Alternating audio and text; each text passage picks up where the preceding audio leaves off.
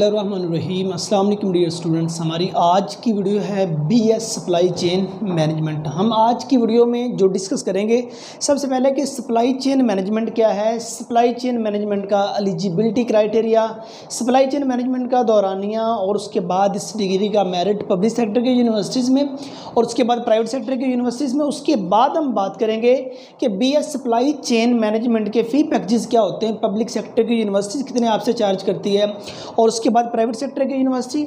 और उसके बाद नेक्स्ट हम डिस्कस करेंगे, अगर आप सप्लाई चेन मैनेजमेंट की डिग्री हासिल करने के लिए जा रहे हैं तो आपके पास किन किन स्किल्स का होना ज़रूरी है। और उसके बाद डिस्कस करेंगे कि बीएस सप्लाई चेन मैनेजमेंट कर लेने के बाद एम्प्लॉयमेंट एरिया कौन कौन सा आ जाता है, मीन्स वो कौन कौन सा एरिया आ जाता है जिसमें जॉब्स ऑफर होती हैं। और सेकंड लास्ट पॉइंट हमारा होगा कि बीएस सप्लाई चेन मैनेजमेंट कर लेने के बाद किस टाइप की जॉब्स आपको ऑफर होंगी, और उसके बाद हमारा जॉब टाइप के बाद आपका सैलरी पैकेज, और लास्ट नंबर पे हम डिस्कस करेंगे वो पब्लिक और प्राइवेट सेक्टर की कौन कौन सी यूनिवर्सिटीज़ हैं जौन सी आपको बीएस सप्लाई चेन मैनेजमेंट की डिग्री ऑफर करवाती हैं। स्टूडेंट्स, अगर हम बात करें सप्लाई चेन मैनेजमेंट की, तो सिंपल देखिए, supply chain management is the management of the flow of goods and services from supplier to consumer।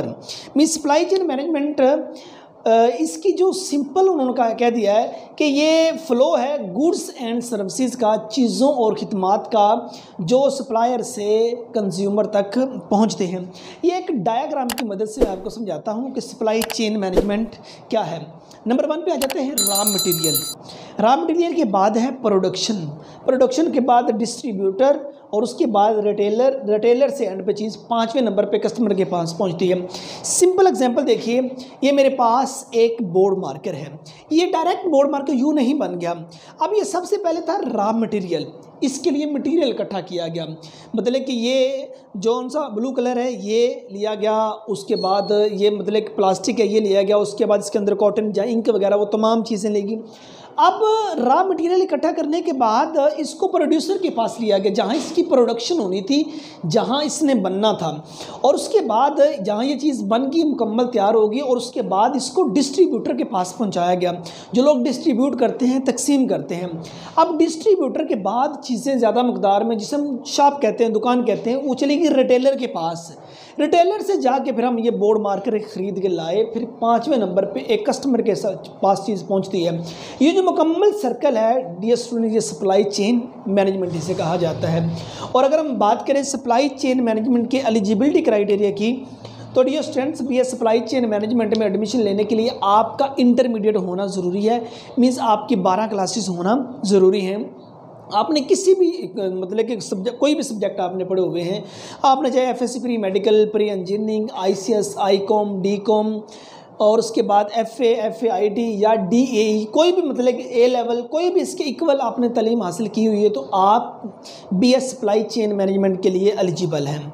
और अगर हम इसके दौरानिया की बात करें तो dear students, BS supply chain management 4 साल की डिग्री है, इसके 8 सेमेस्टर होते हैं, हर सेमेस्टर का दौरानिया 6 माह है। अगर मेरिट की डियर स्टूडेंट्स बात की जाए तो मेरिट हर साल मुख्तलिफ होता है और हर यूनिवर्सिटी का डिफरेंट होता है।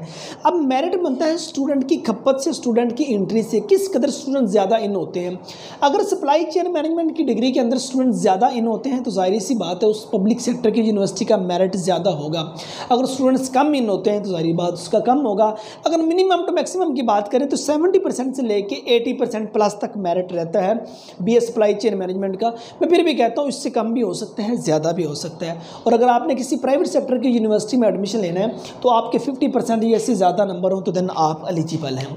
अगर फ़ी पैकेजेस की बात की जाए तो डियर स्टूडेंट्स, फ़ी पैकेजेस हर मतलब कि पिछले चंद सालों से हर यूनिवर्सिटी ने अपने फ़ी पैकेजेस इंक्रीज़ किए, बढ़ाए हैं, फ़ी पैकेजेस बढ़े हैं। अगर पब्लिक सेक्टर की यूनिवर्सिटीज़ की बात की जाए जहां वो 20,000 25,000 रुपये पर सेमेस्टर लेती थी, वहां उनके फ़ी पैकेजेस 30,000 प्लस पे आ गए हैं मॉर्निंग के। और इवनिंग की अगर बात की जाए, इवनिंग की क्लासेस सेल्फ सपोर्ट पे होती हैं, वो 50,000 के राउंड अबाउट उनका पैकेज बनता है। सो अगर मिनिमम तो मैक्सिमम की बात करें, तकरीबन 35,000 मॉर्निंग का और इवनिंग का 50,000, ये पब्लिक सेक्टर की यूनिवर्सिटी, इससे ज़्यादा भी हो सकते हैं, कम भी हो सकते हैं, हर यूनिवर्सिटी का अपना क्राइटेरिया होता है। और अगर प्राइवेट सेक्टर की यूनिवर्सिटी की बात करें तो डियर स्टूडेंट्स, वो पैकेज हमेशा ज़्यादा चार्ज करती हैं।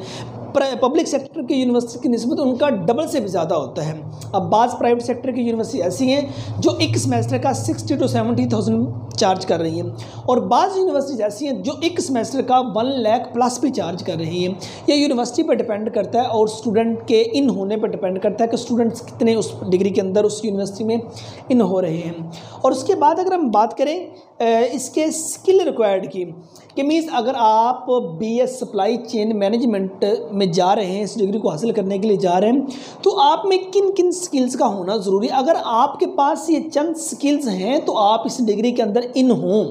अगर ये स्किल्स आपके पास नहीं है, उसके बाद फिर आपको सप्लाई चेन मैनेजमेंट का जो सा एम्प्लॉयमेंट एरिया आ जाएगा वहाँ आपको सर्व करना टफ हो जाएगा। अब कौन कौन सी skills dear students? Communication skill, एक तो आप बहुत अच्छे कम्युनिकेटर हो, आपको बातचीत करना एक अच्छे तरीके से आता हो, लोगों को टैकल करना आता हो, अच्छे कम्युनिकेटर, बोल चाल आपका एक अच्छा हो। और उसके बाद मतलब eye for detail, problem solving skill, sense of responsibility, means आपके पास स्किल हो प्रॉब्लम को, एक चीज़ को जाविया नज़र आपका अच्छा हो, चीज़ों को देखना और उनको परखना अच्छा आता हो। उसके बाद आप प्रॉब्लम सॉल्विंग हो, मतलब मिसाइल को हल करने की हिम्मत आप में हो। और उसके बाद सेंस ऑफ रिस्पॉन्सिबिलिटी कि मीन्स एक जिम्मेदार अशखास आप हों, ये नहीं कि ये काम मुकम्मल किया बस साइड पे होगा, या जिसे हम ये कहते हैं कि अपनी दिहाड़ी लगाना, अपना दिन पूरा करना, अपना एक दिन का काम करके भागने करना, नहीं, जिम्मेदार हों आप हर काम के। और उसके बाद ऑर्गेनाइजिंग स्किल, मतलब कि चीज़ों को ऑर्गेनाइज करना आपको आता हो। नेक्स्ट आपके लीडरशिप स्किल, आप में एक लीडर वाली मतलब कि स्किल मौजूद हों आपके, मतलब कि आप एक अच्छे लीडर हैं, लोग आपको फॉलो करने वाले हों। और उसके बाद भी अडप्टेबल, चीज़ों को तस्लीम करने वाले भी आप लोग हों, ठीक है ना। तो ये चंद स्किल्स थी डियर स्टूडेंट्स जो सी आपके पास होना ज़रूरी है बीएस सप्लाई चेन मैनेजमेंट में जाने के लिए। अब हम बात करते हैं एम्प्लॉयमेंट एरिया के, मीन्स वो कौन कौन सा एरिया आ जाता है कि जिसमें आप बीएस सप्लाई चेन मैनेजमेंट करने के बाद जॉब कर सकते हैं। तो dear students, BS supply chain management के बाद आप मैन्युफैक्चरिंग एंड डिस्ट्रीब्यूशन सेक्टर्स में जॉब्स ऑफर होती हैं, ट्रांसपोर्टेशन कंपनीज में जॉब्स ऑफर होती हैं, उसके बाद लॉजिस्टिक कंपनीज में जॉब्स ऑफर होती हैं, शिपिंग कॉरपोरेशन आ जाता है, एविएशन इंडस्ट्रीज आ जाती हैं, पैकिंग सेक्टर आ जाता है, उसके बाद एजुकेशनल इंस्टीट्यूट आ जाते हैं, और उसके बाद CSS एंड PMS दीगर कंपटीशन के एग्ज़ाम के अंदर भी आप BS सप्लाई चेन मैनेजमेंट के बाद इन हो सकते हैं। उसके बाद हमारा टॉपिक आ जाता है जॉब टाइप। अब किस टाइप की आपको जॉब्स ऑफर होगी, ये तो वो एरिया आ जाता है कि जिसके अंदर जॉब्स ऑफर होती हैं। अब हम देखते हैं किस टाइप की जॉब्स ऑफर होती हैं। तो dear students, BS supply chain management कर लेने के बाद आप being a supply chain manager काम कर सकते हैं, आप being a supplier research officer काम कर सकते हैं, डिमांड प्लानर के तौर पर काम कर सकते हैं, आप डिप्टी मैनेजर सप्लाई चेन के तौर पर काम कर सकते हैं, सप्लाई चेन असिस्टेंट के तौर पर काम कर सकते हैं, आप सप्लाई चेन मैनेजर के तौर पर काम कर सकते हैं, आप डिस्पेंसिंग मैनेजर के तौर पर काम कर सकते हैं। उसके बाद आप सप्लाई चेन डेटा स्टीवर्ड के तौर पर काम कर सकते हैं, supply chain and admin manager के तौर पर काम कर सकते हैं। आप उसके बाद असिस्टेंट स्टोर कीपर के तौर पर काम कर सकते हैं, असिस्टेंट बिजनेस डेवलपर के तौर पर काम कर सकते हैं। और उसके बाद आप बेस सप्लाई चेन मैनेजमेंट कर लेने के बाद सप्लाई चेन एग्जीक्यूटिव के तौर पर काम कर सकते हैं, आप सोर्सिंग स्पेशलिस्ट के तौर पर काम कर सकते हैं, आप काम कर सकते हैं, आप बीइंग अ टीचर लेक्चरर के तौर पर काम कर सकते हैं, आप मतलब intern specialised in supply chain leading for jobs के तौर पर काम कर सकते हैं। ये मतलब कि आ जाती है jobs types BS supply chain management कर लेने के बाद। ये इस नौयत की जॉब्स होती हैं जिसमें जो आप कर सकते हैं, आपकी जॉब टाइप्स ये हो सकती हैं। तो अब बात आ जाती है सैलरी पैकेज की। जाहिर सी बात है, किसी भी डिग्री के अंदर जब भी कोई स्टूडेंट इन होता है उसका मेन पर्पज़ ये होता है कि मैं इससे अर्न कितना कर सकता हूँ। ये आपके पास एरिया है जॉब का, पब्लिक सेक्टर भी इसके अंदर है, प्राइवेट सेक्टर भी इसके अंदर है। अगर मैं बात करूं पब्लिक सेक्टर की, गवर्नमेंट सेक्टर की, डियर स्टूडेंट्स, वहाँ आपका पे स्केल डिपेंड करता है ऑन योर स्केल। आपके स्केल पे, आप 12 स्केल पे काम कर रहे हो, आप 14 स्केल पे काम कर रहे हो, आप 16 स्केल पे काम कर रहे हो, या आपका स्केल इससे ज़्यादा है या कम है। हर डिपार्टमेंट का स्केल जो है उसकी सैलरी दूसरे डिपार्टमेंट के स्केल से मुख्तलिफ होती है। मैं मिनिमम टू मैक्सिमम की बात करूँ तो डियर स्टूडेंट्स, आप 30,000 से लेके 70,000 प्लस 30,000 से लेके 70,000 प्लस तक आप पब्लिक सेक्टर के अंदर अर्निंग कर सकते हैं। मैंने पहले कहा आपके स्किल पे डिपेंड करता है। अगर जॉब्स ऑफर होती हैं आपको प्राइवेट सेक्टर के अंदर, तो डियर स्टूडेंट प्राइवेट सेक्टर दो चीज़ें रिक्वायर करता है। नंबर 1 आपकी स्किल, नंबर 2 आपका एक्सपीरियंस। आपके पास स्किल और एक्सपीरियंस ये दो चीज़ें आपके पास हैं, और उसके बाद ये कम्युनिकेशन स्किल्स, तो जाहिर सी बात है ये हों तो आप प्राइवेट सेक्टर के अंदर भी जॉब्स आसानी से कर सकते हैं। तो डियर स्टूडेंट्स अब हम बात करते हैं वो पब्लिक और प्राइवेट सेक्टर की यूनिवर्सिटीज़ और कॉलेजेस जो उनसे BS सप्लाई चेन मैनेजमेंट की डिग्री ऑफ़र कर रहे हैं। तो स्टूडेंट्स तकरीबन 10 कॉलेजेस और यूनिवर्सिटीज़ हैं जो इस वक्त पाकिस्तान में BS सप्लाई चेन मैनेजमेंट की डिग्री ऑफ़र कर रहे हैं। अप्रॉक्सीमेटली यूनिवर्सिटी जौन सी हैं वो BBA ऑनर स्पेशलाइजेशन करवा रही हैं सप्लाई चेन मैनेजमेंट के अंदर। उसमें भी हम बात करेंगे, उसके सब्जेक्ट्स वगैरह भी हम आपके सामने शेयर करेंगे। वो सीरीज़ ही हमारी कॉमर्स के साथ साथ चलेगी कि BBA में कितनी स्पेशलाइजेशंस होती हैं। तो आप मतलब कि अगर BBA कर रहे हैं तो तकरीबन लास्ट 2 सेमेस्टर में जाकर या जहाँ वो इलेक्टिव सब्जेक्ट होते हैं वहाँ मतलब कि आप वो सब्जेक्ट चूज़ करके मुतल्लिका फील्ड के अंदर स्पेशलाइजेशन कर सकते हैं। तो लेकिन BS सप्लाई चेन मैनेजमेंट करवाने वाली पब्लिक और प्राइवेट सेक्टर की यूनिवर्सिटीज़ और कॉलेजेस तकरीबन ये 10 हैं। देखिए जिसमें सबसे पहले the Islamia university Bahawalpur, national textile university Faisalabad, Karakoram international university Gilgit, Bahria university Islamabad, और उसके बाद बैरिया यूनिवर्सिटी कराची कैंपस। उसके बाद वर्चुअल यूनिवर्सिटी ऑफ पाकिस्तान ये 2 साल की डिग्री ऑफर करवा रही है। उसके बाद आप बाकायदा किसी और यूनिवर्सिटी में जाके 5वें सेमेस्टर से आगे इन हो सकते हैं, या बाकायदा मतलब कि आपको वो MSc के नाम से सप्लाई चेन मैनेजमेंट की डिग्री ऑफर करवा सकती हैं।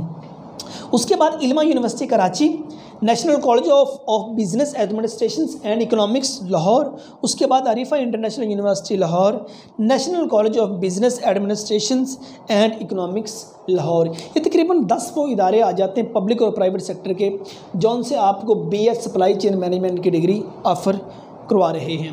तो डियर स्टूडेंट्स ये हमारी आज की वीडियो थी BS सप्लाई चेन मैनेजमेंट की। हमने डायग्राम की मदद से समझा सप्लाई चेन मैनेजमेंट क्या है, उसके एलिजिबिलिटी क्राइटेरिया पे, दौरानिया पे, merit fee, package, skill required, employment area, job type, salary और यूनिवर्सिटीज़ पे बात की। तो स्टूडेंट्स उम्मीद करता हूँ कि आज की वीडियो आप स्टूडेंट्स के लिए नहायत मुफीद साबित होगी। नेक्स्ट वीडियो में मिलते हैं, तब तक के लिए